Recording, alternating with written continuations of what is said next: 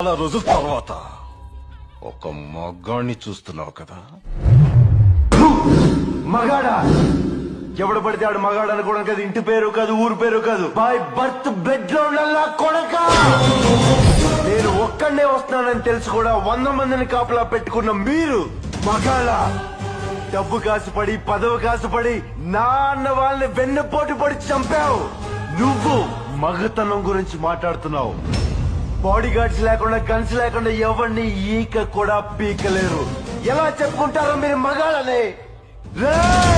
మీరు నిజంగా మగాళ్ళే అయితే మీకు 5 నిమిషాలు టైం ఇస్తున్నాను. గన్స్, కత్తులు లేకుండా నన్ను చేతులతో కొట్టి చంపేయండి. ఒక్కడొచ్చినా సరే, ఒకేసారి అందరూ కలిసి వచ్చినా సరే, నేను ఒక్క దెబ్బ కూడా తిరిగి కొట్టను. నన్ను చంపేయండి. మిస్ అయ్యిందా?